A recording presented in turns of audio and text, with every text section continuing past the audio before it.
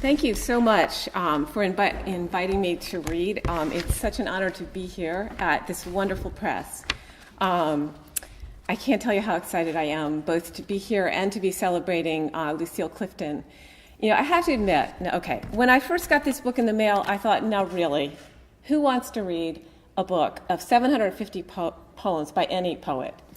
And then American poet. And then I started to read it, and I was completely blown away.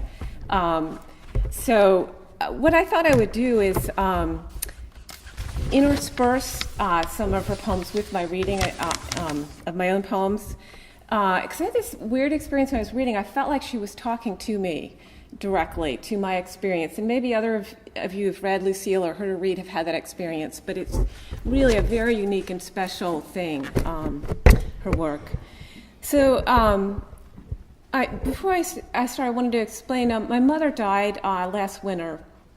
And normally that would seem like a really somber thing, but I feel like her passing was, I'm still learning the lessons, the gifts of her life in the year after her passing. So I'm going to start by reading this very short poem of Lucille's called The Lesson of the Falling Leaves. The leaves believe such letting go is love. Such love is faith. Such faith is grace. Such grace is God. I agree with the leaves.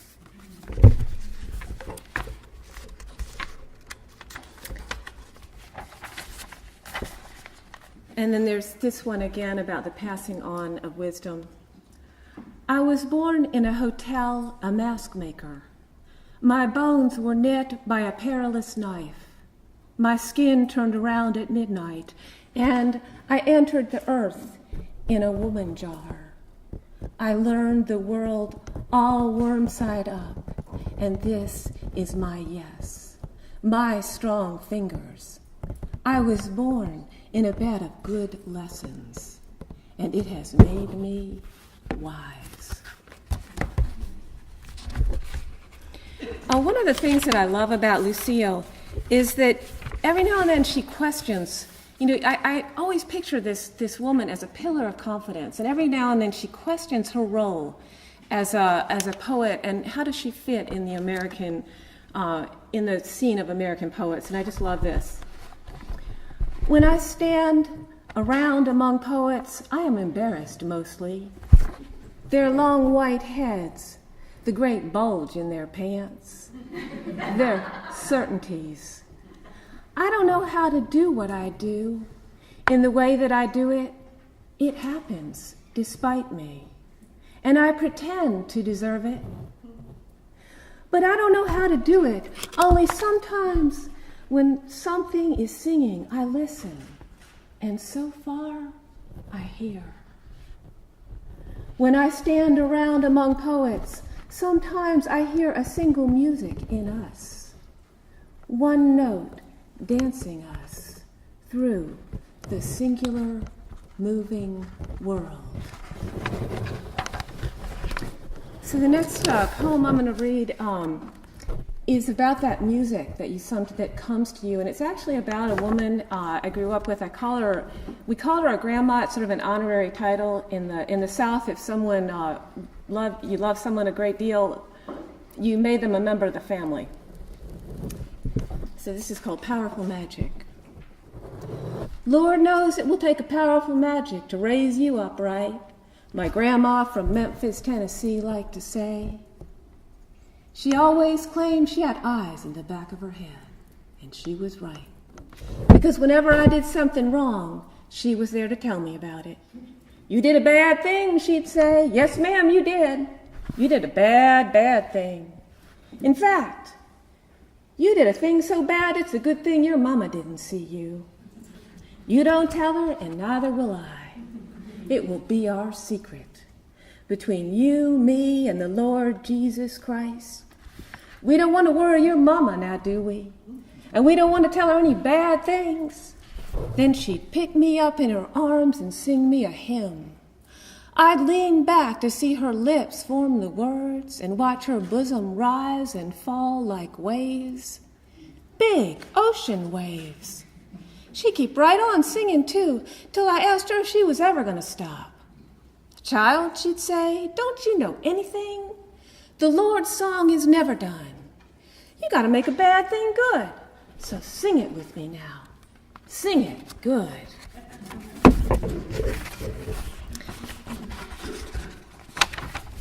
So this next poem is about my struggles of trying to, fit in with the American poetry scene. And when I was first starting off, it seemed like everybody I knew was a confessional poet, and I didn't really care for confessional poetry. So this one is called Dear Confessional Poet. How else can I say it? I hate what you do. You and your entire school. Ever since that Christmas ages ago when my parents gave me the complete works of Anne Sexton and Sylvia too. Like Princess Di, both of them. Only the princess was in the right profession. Of course, in those days, confessional was in. Poems about my ugly face and big bad daddy. For some reason, they remind me of the first time I went to an evangelical church. It was with my friend Mary Rose. She was just so sweet. She wanted to save me. After the service, women gathered in this carpeted room called the library, without books. And one of the clergy asked us to kindly tell a little tidbit or two about our wounds. It was horrible. I was there. I can't tell you how terrible it was. As if on cue, this blonde started sobbing and talking of abuse. Even her bouffant hairdo was trembling. Terrible tales of an alcoholic daddy and what he did, and others chiming in, me too. When it was my turn, I couldn't think. So I told how once upon a time, when I was a little girl, my mama hated shopping so much, she bought everything 2 sizes too big.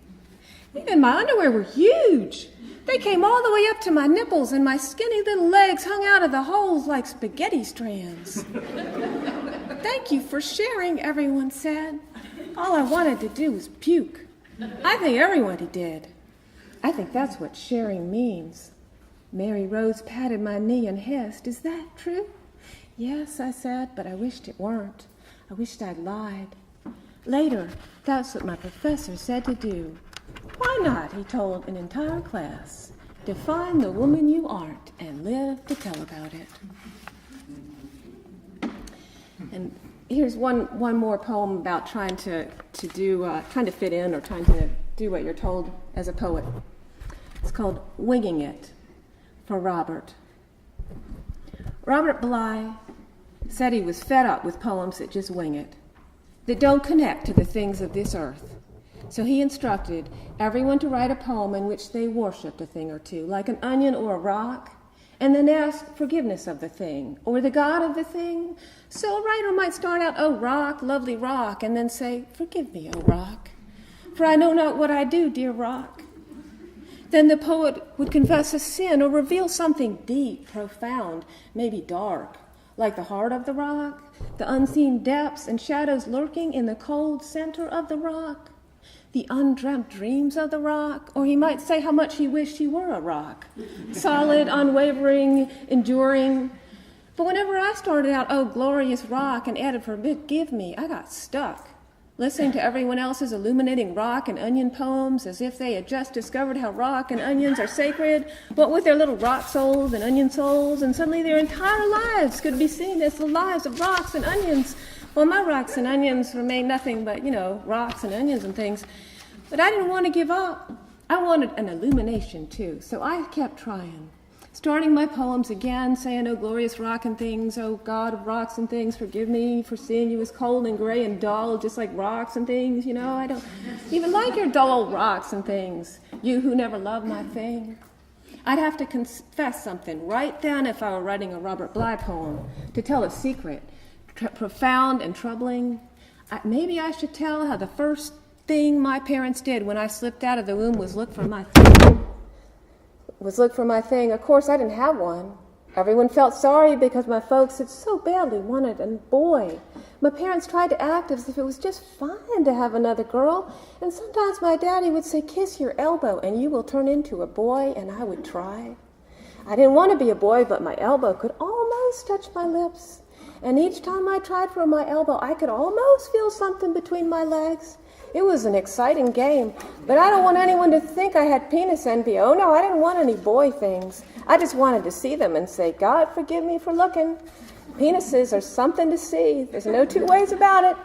Boys with their penises bopping around naked under the sprinkler in the hot July sunshine. Wing, wing, my friend Jimmy would sing as we did our Indian dance under the water, his little penis winging around him, and his friend Bobo's too, and Jeremy Jones. JJ, we called him. All those little penises, like the plastic firemen Aunt Ada gave me for my fourth birthday. Firemen with little red caps, and I'd say, God, forgive me for thinking my toys are penises. Because everyone knows little girls aren't supposed to think like that. But then most little girls don't even try to kiss their elbows. And I almost did. And they don't do Indian dances with penises under the sprinkler either. Or ask God to forgive them, even as they dance, even though I wasn't a bit sorry for doing it. For not wearing a stitch of clothing and watching the penises dance and saying, forgive me again and again, and I will say it again, God. Even if you are just an old god of rocks and things, even if you never danced as a small freckled girl, naked on the grass, and saw the whole world with its wings, just winging and winging and winging it.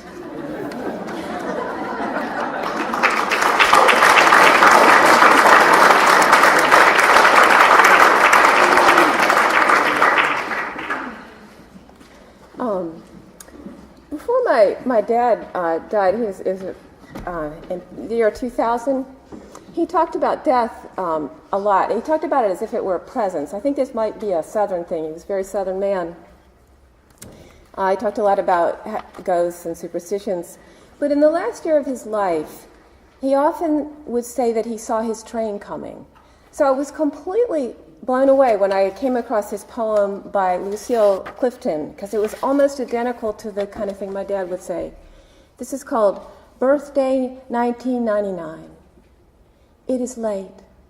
The train that is coming is closer. A woman can hear it in her fingers, in her knees, in the space where her uterus was. The platform feels filled with people, but she sees no one else. She can almost hear the bright train eye. She can almost touch the cracked seat labeled Lucille. Someone should be with her. Someone should undress her, stroke her one more time, and the train keeps coming closer.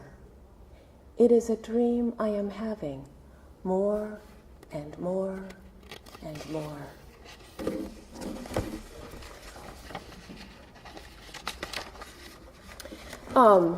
Now, my father practiced every superstition known to man. And a few I don't think anybody else knew. In fact, I think he invented them. And one of his superstitions I'm still looking for someone else that knows this one, but he said that every 20 minutes we trade places with the dead. And the way you know that it's that moment when you're trading with the dead is if you're in a really crowded room and it goes quiet. And it's just a second, boom, like that. And then you're back again. And you need to do this. It's very important that you do this, because when your time comes to cross, you need to be familiar with those who've already passed, because they'll come to take you up to the other side. So anyway, I was in this party once, and I said, hey, it's quiet. We just traded places with the dead. And everybody looked at me like, oh, my God, what's she on? So this is called Like This. When I was a girl, my father said, every 20 minutes we vanish, go silent, join the dead in our dreams. If you could time it and knew when to start the clock, you'd see them too, lingering there between one thought and the next. Some steal a breath of your air or give you a pinch. Others walk right through you on a whim. A sudden chill, a shudder, is the natural response. Try to stop them if you can. Repress or pretend. Say no one's here. You're all alone in the evening air. It makes no difference to them. They know where they've been and how much they like it. touching you like this, traveling through you again and again.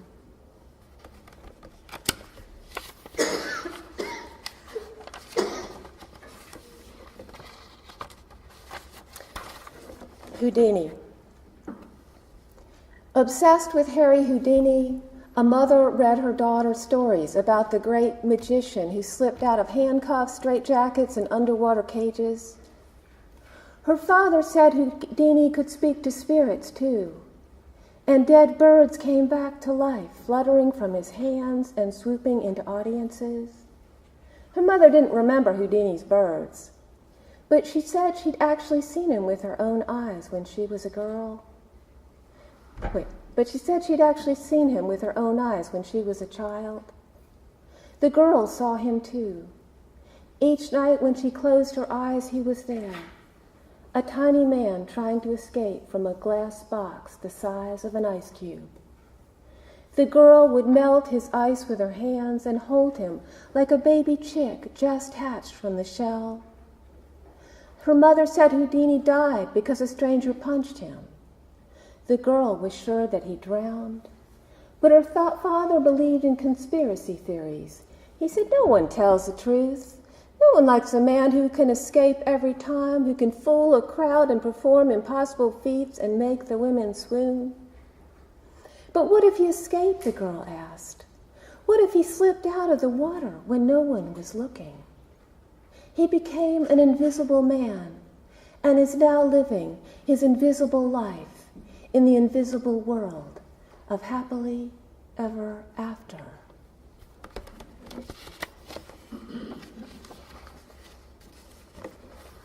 The cat. When I was a girl, I lived on a farm where bears wandered in the woods. "They're just berry-eating bears," my mother said. "Nothing to be afraid of." But there were bobcats, too, who slunk in the leafy shadows of tree limbs. Once, when I was 4 years old, I looked up and saw one as huge as a tiger, looking down at me with yellow eyes. That night, I dreamt I was eaten by a tiger.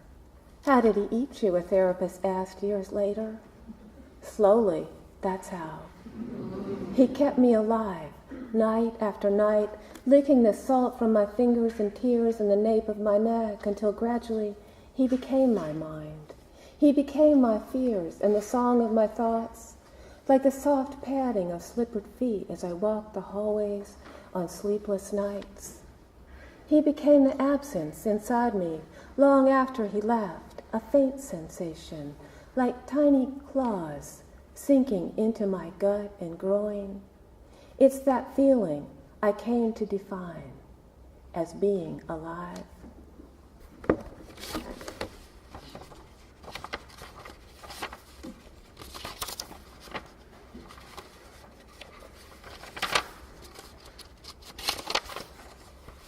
Just because I was talking about my father, I thought I would read. This is just a list of the superstitions he taught me. 1. If you spill salt, toss it right hand over left shoulder, or bad luck will happen to you or someone you love. 2. If you eat a piece of pie, save the point for last and wish on it. Your wish will come true, but only if you don't eat another bite until dinner time. If you wake before 7 a.m. on the first day of the month, say bunny bunny before you say another word. If you don't, you will never escape the bad luck that is already blowing your way. 4. If a train passes overhead, duck, or an accident will happen and all the passengers will die. 5. If you pass a graveyard, hold your breath, or the ghosts will listen in on your secrets and dreams. 6. If a bird flies into your house, death will follow soon, or worse, you will want it to. 7. If you see a ghost walking down a beach, leave immediately, or you will be washed out to sea. 8. If you wake on the wrong side of the bed or feel a crick in your neck when you first open your eyes, remember your dreams. Otherwise, the ghosts will bother your soul for a few days or weeks. Now there was as many superstitions as my dad practiced and taught us and had us all do. I mean, we were always throwing salt around and saying bunny bunny and, trying to remedy the things that when we forgot, and to make sure the bad luck didn't happen. There was this aunt that was even worse than he was, and she was she was even more superstitious, and I just adored her. And her name was Aunt May. So this is about her. It's called Twin Souls. The year my Aunt May moved to town, she'd ride a yellow cab to our home every Sunday night. Before then, she only came once a year, and I missed her all the time, because Aunt May and I were tight. We were what you call twin souls, which is why we both like crustless grilled cheese, tomatoes cut in triangles. Squares never do taste right. And our favorite other things were magic, snow, and the numbers 2 and 9. But we argued about the color of 9. I said it was blue. She was sure it was white. How could 9 be white? I'd still like to know. But Aunt May said it was simple as a fact, just like pink is a 2. I had to take her word for it, because she was the only person I could talk to about things like that. She was the only other one who knew the color of numbers and the size and shapes of music. How Bach is all squares and triangles, Mozart is a wavy line or a meadow in the wind. Uncle Bo's zither music is nothing but leaves blowing down an alley in fall. No one likes to see that. Aunt May didn't like zither music either, and she knew how it's scary to feel too good or taste food that's too sweet, like ice cream, which is why I said I didn't like ice cream. No thank you, I'd say, I don't care for it. So did Aunt May. Back then we even shared lies. But the best part was when she stayed overnight. I couldn't sleep, neither could she. We'd sneak into the kitchen and eat bowl after bowl of ice cream in the dark, and then tell each other secrets, letting each one melt on our tongues. So cold, so sweet, so light.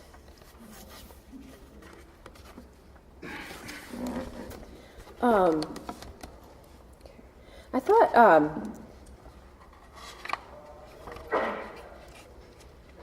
thought I'd read a poem to my mother, and then I would read a Lucille. And it seems to be wanting to walk away from me, so just one moment here. Apologize.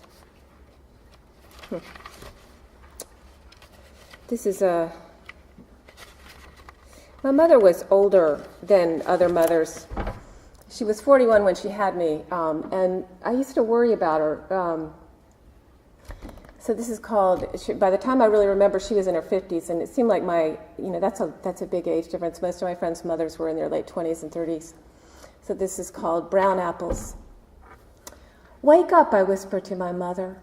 Wake up. I want to wake her so slowly she will think it happened naturally. I blow on her face, and when my mother's eyelashes flutter, I run and hide behind the half-open door. Then I wait, edge closer and closer to the bed. When I am very close, my mother's eyes fly open. What are you doing in here? Then she shuts her eyes again. My mother falls asleep as easily as she breathes.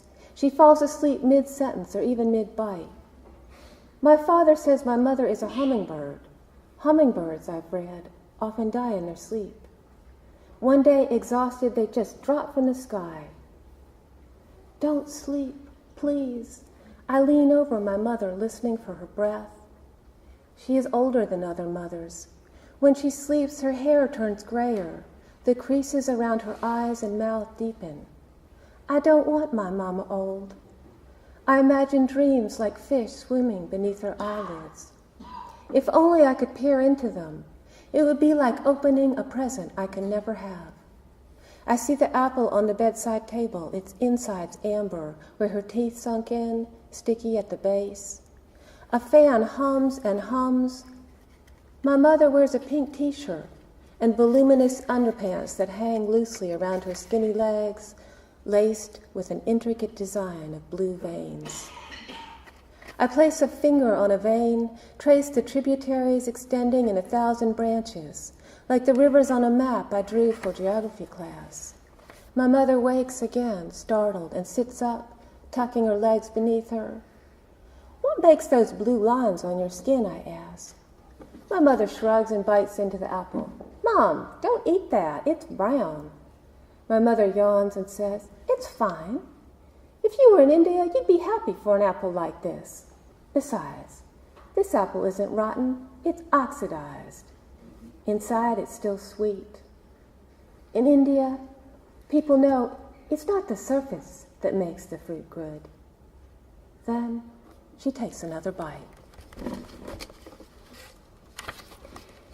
I've been so serious. I think I'm going to change tone here.